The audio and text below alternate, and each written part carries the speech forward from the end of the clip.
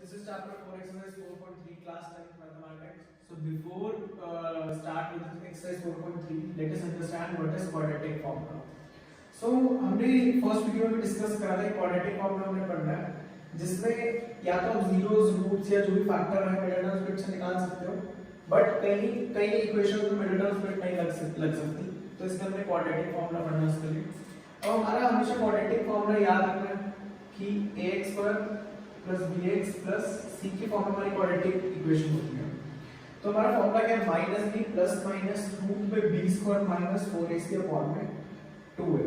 और ये abc हमारी क्वाड्रेटिक इक्वेशन से ही आएगी। b² माइनस 4ac को हम डिस्क्रिमिनेंट भी बोलते हैं, कई बार वर्तमान में क्वेश्चन आता है कि b² डिस्क्रिमिनेंट फाइंड आउट करो।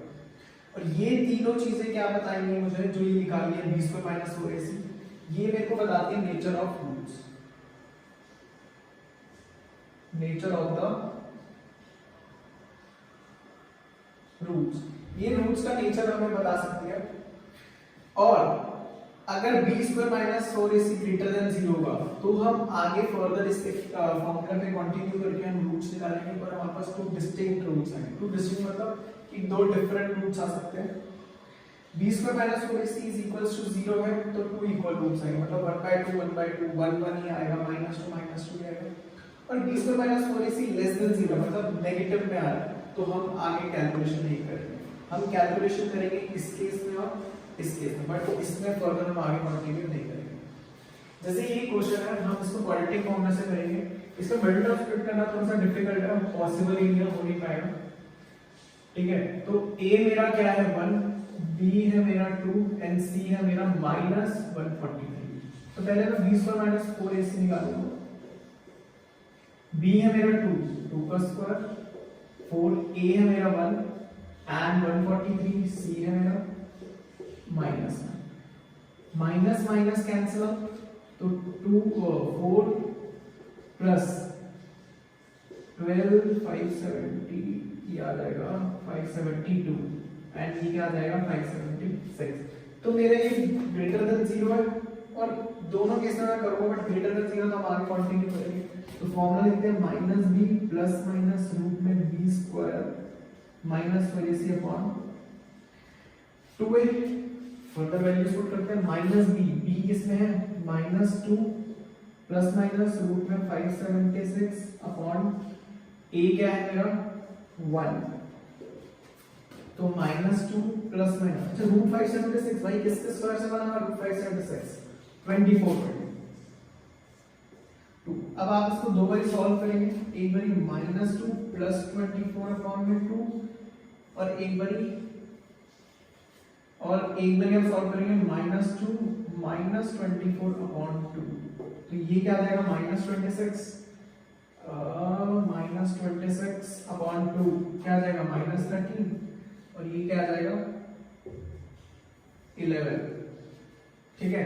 तो ये दो मेरे रूट्स आ रहे हैं -13 एंड 11, तो हमें यही पढ़ना पड़ेगा। सो कंटिन्यू करते हैं अपनी एक्सरसाइज 4.3 के साथ।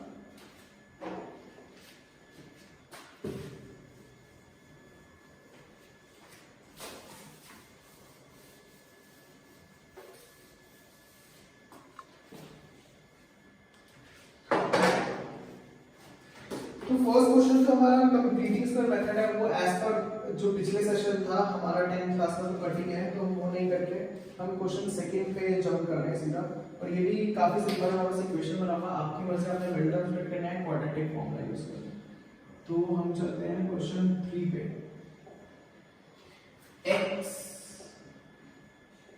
- 1/x इक्वल में 3 और दूसरी हमारे पास इक्वेशन है 1/x + 4 माइनस 1/x - 7 इक्वल में 11/30, ठीक है। ये दो पार्ट दे रखे हैं भाई, ये हमने पहले भी सॉल्व कर रखे हैं। एलसीएम लेंगे, एलसीएम इसका क्या आएगा x आएगा, तो इधर भी x से मल्टीप्लाई होगा इधर भी x से मल्टीप्लाई, तो x² - 1/x इक्वल में 3, x² - 1 3x, तो ये हो जाएगा x² माइनस 3x माइनस 1। अब यार इसमें करके देख लो, मिडिल टर्म स्प्लिट नहीं लग पाएगी तुम्हारी, ठीक है। तो आपको क्वाड्रेटिक फॉर्मूला पे जाना पड़ेगा। ये भी सॉल्व करते हैं अगेन। इसमें भी हम किस पे जाएंगे, एलसीएम पे लेंगे पहले। x minus 7 x minus 7 x plus 4 x plus 4 फिर x minus 7 minus x minus 4 तो 1 into x x minus 1 into 4 4 minus 4 upon x minus 7 and x plus 4 equal में 11 by 30. अब x x will be cancel out. minus 7 and minus 4 is minus 11. इसको further solve करते हैं। x square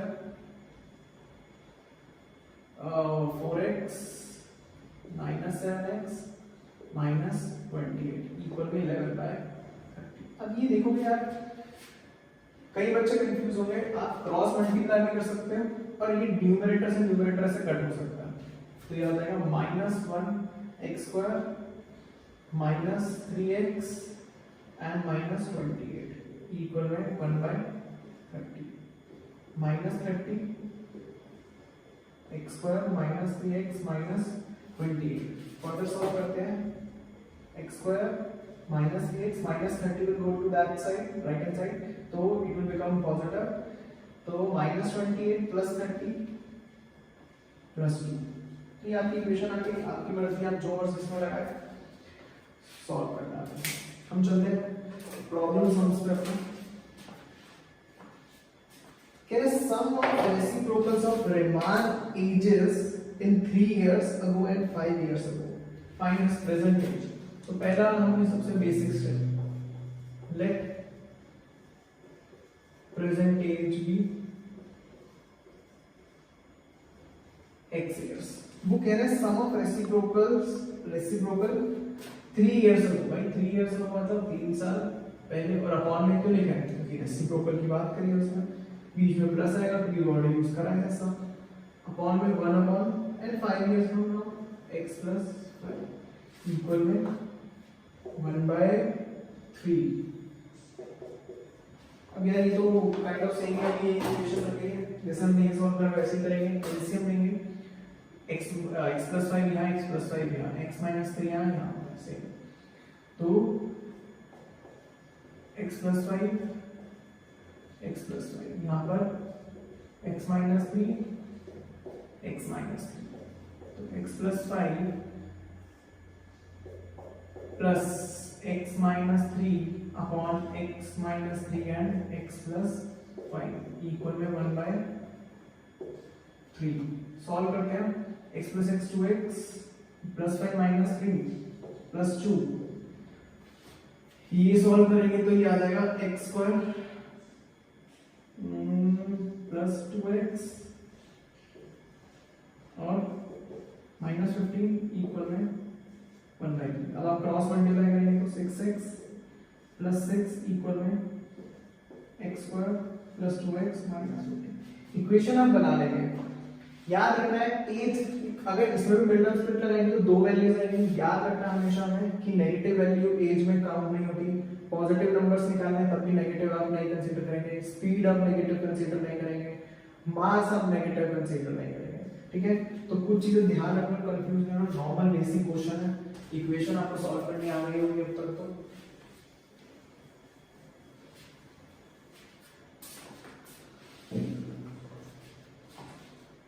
इसको solve भी करेंगे तो क्या बनेगा x स्क्वायर माइनस 4x और ये माइनस 22। तो अब इसको सॉल्व कर सकते हैं। क्वेश्चन 5 देखते हैं। क्वेश्चन 5 कहते हैं in a class test the sum of Shefali marks in mathematics and English is 30। Mathematics plus English में कितने आ रहे हैं इसको भाई 30। तो मैं तो मैथमेटिक्स में लिख दूंगा मैथमेटिक्स मार्क्स भी x। तो खुद सोचो x प्लस इंग्लिश इक्वल में 30, इंग्लिश इक्वल टू में 30 माइनस x। ये आपको दिखाने की जरूरत भी नहीं है, अगर नहीं दिखाना भाई मत दिखाना, कोई उतना वो नहीं है। तो इंग्लिश के मार्क्स क्या हो जाएंगे 30 माइनस x। भाई टोटल ऐसे मैथ्स के मार्क्स सब्ट्रैक्ट कर दिए। Had she got 2 marks more in mathematics, mathematics में मेरी 2 ज्यादा, and 3 marks less in English.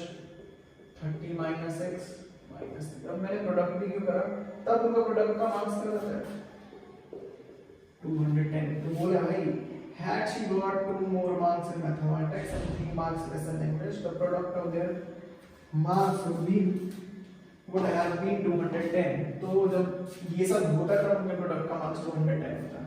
तो ये हो जाएगा x plus 2. 30 minus 3 क्या होता है 30 minus 3 27 minus x equal में 210. तो सॉल्व करते हैं 27x minus x square plus 54 minus 2x 210 minus x square plus 54 ये हो जाएगा plus 25x. साइड टर्म्स को तो लेके रखूंगा क्योंकि x स्क्वायर मैं जनरली कंसीडर पॉजिटिव ही करता हूं क्योंकि इजी रहता है थोड़ा सॉल्व करना. x square minus 25x. अच्छा 54 में से 210 में से 54 सबट्रैक्ट करना है तो हम सही जा रहे हैं. हाँ बिल्कुल सही जा रहे हैं. ये आ जाएगा 156 जो कि आपकी इक्वेशन है कंप्लीट. मिडिल टर्म्स में जो आपने लगाने को लगा सकते हैं, बाकी इजी है. हो जाएगा 13 और 12 आएगा इसका फैक्टराइजेशन माइनस 13x और माइनस 12x. तो हो जाएगा आपसे.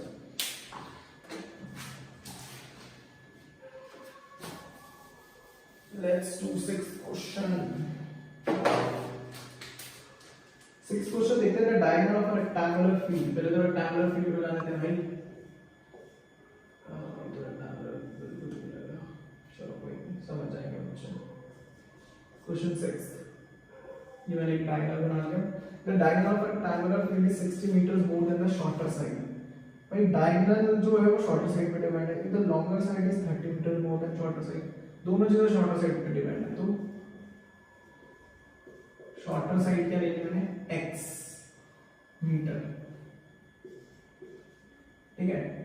तो डायगोनल क्या हो जाएगा 60 plus x और इधर longer side is 30 metre more than 30 plus x और ये भी क्या हो जाएगा x हो गया.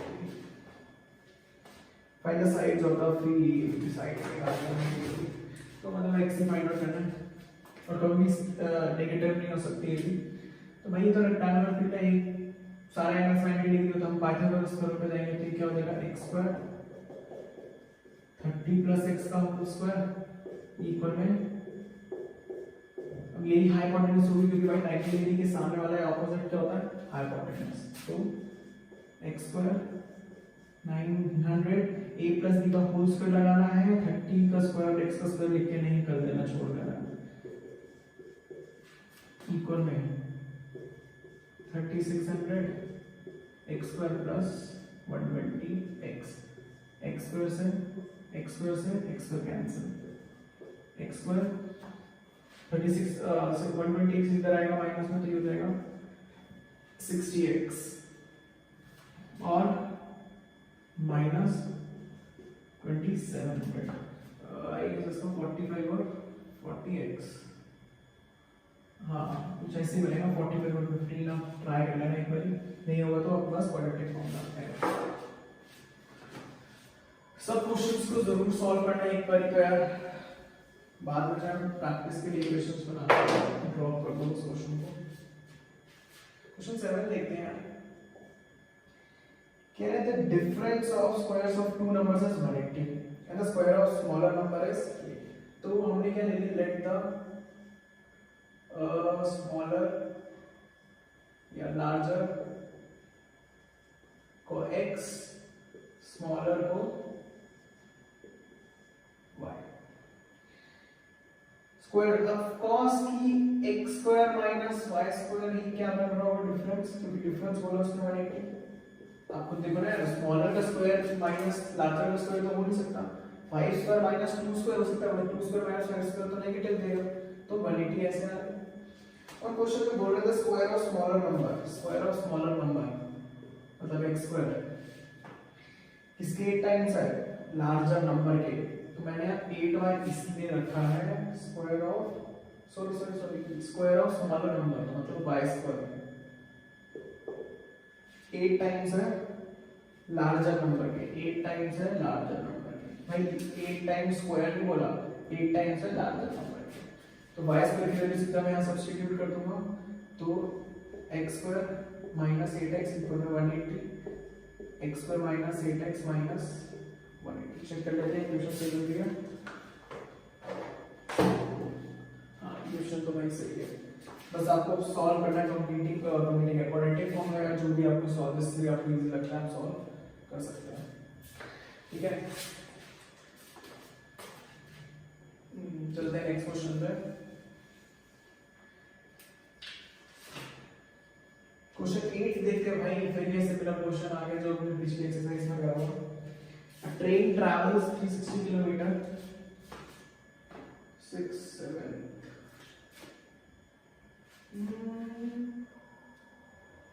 ठीक है।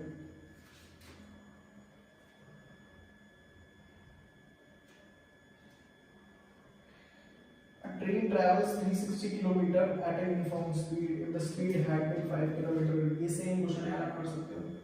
तो क्या लिखते हैं, let the speed x kilometre per hour. अच्छा फॉर्मूला क्या है, time is equal to distance upon speed. अब देखो t1 निकाला मैंने पहले, ठीक है। t1 क्या है, डिस्टेंस है 360 और स्पीड है x। फिर t2 डिस्टेंस अगेन 360 है और स्पीड हमारी अब बढ़ चुकी है x प्लस 5 हो चुकी है। वो कहता है जब इनका मैं टाइम निकालता हूं ना तो वेरिएशन कितने देर टाइम का आता है, 1 आवर। तो कुछ सोचो टाइम किसमें ज्यादा लगेगा, और इसमें लगेगा। तो t1 minus t2 is equal to 1 hour. So therefore 360 by x minus 360 by x plus 5 equal में 1 आ जाएगा। अब आपको पता है क्या करना है, एलसीएम लेना है। तो x प्लस 5 x और x सॉल्व करना है, इक्वेशन करनी है और स्पीड निकालेंगे। स्पीड नेगेटिव नहीं आ सकती, बस फुल डाउन करेंगे। मेन आपका क्वेश्चन यही खत्म हो जाता है अगर आपको बाकी सॉल्व करते। इक्वेशन बनाना बस हमारा मेन इंपॉर्टेंट काम रहना चाहिए।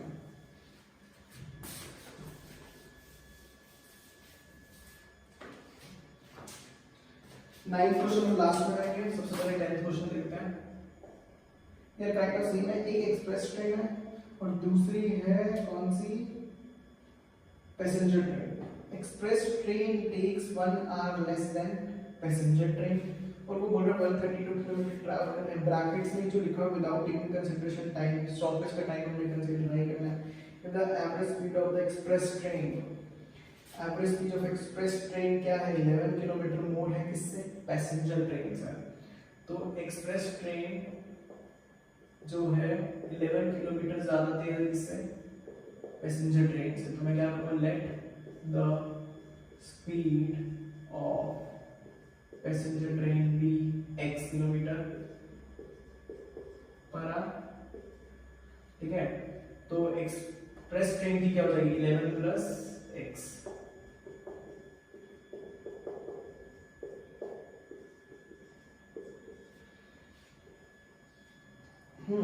तो वो कहता है कि अगर दोनों के टाइम का कंपैरिजन करें तो वो कितनी देर का गैप आ रहा है, 1 आवर लेस डिफरेंस। अच्छा भाई अब फिर हमें वही फॉर्मूला, अगर मैं बोलूं टाइम 1 जो कि ये है और डिस्टेंस कितना ट्रैवल कर रहे हैं, 132 किलोमीटर 132 ट्रैवल कर रहे हैं, स्पीड है ये। टाइम 2 एक्सप्रेस ट्रेन की हो गई 132 ट्रैवल कर रहे हैं, स्पीड हो गई मेरी 11 प्लस x। तो भी वही किलोमीटर आ लगाए हैं तो ऑटोमेटिकली आपको अंडरस्टूड होना चाहिए कि स्पीड है और 1 आवर का वेरिएशन है। टाइम कितना ज्यादा लगेगा, इसमें या इसमें, कॉस्ट टाइम t1 में। तो 132 by x minus 11 plus x या x प्लस 11 लिख देना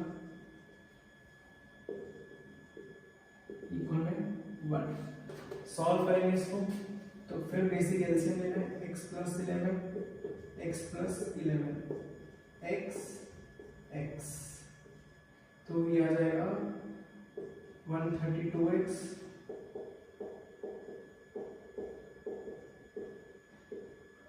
ये प्लस 1452 माइनस नीचे x square plus 11x equal में 1। इक्वेशन बन जाएगी 1452, वहाँ मल्टीप्लाई हो जाएगा और आपका आंसर आ जाएगा। स्पीड है, स्पीड कोई भी नेगेटिव नहीं आएगी, याद रखना आपने।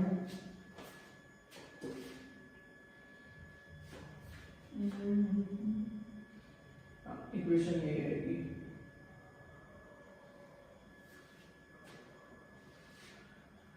नेक्स्ट क्वेश्चन पे चलते हैं। इस क्वेश्चन के अगर हम डेल्टा स्प्लिट करेंगे तो आपके फैक्टर्स 44 33 बनेंगे, 44x और -33x। तो ट्राई करना। क्वेश्चन 11 देखते हैं।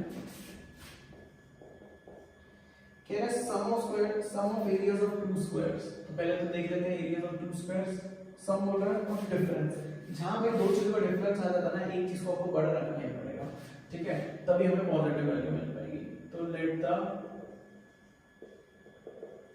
Side of two squares be X and Y. तो बोला सम ऑफ एरियाज, एरिया का मतलब क्या होता है भाई, साइड इनटू साइड।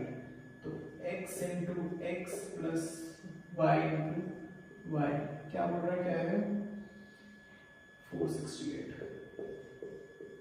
तो x square plus y square equal में 468। फिर बोल रहा है कि if the difference of their parameter. अब मैंने यहाँ अज्यूम करा है कि x बड़ा है y से, तो आप ये भी कर सकते थे late the side of bigger या bigger square is x and side of smaller square is y। तो 4x minus 4y इसके इक्वल है 24 के।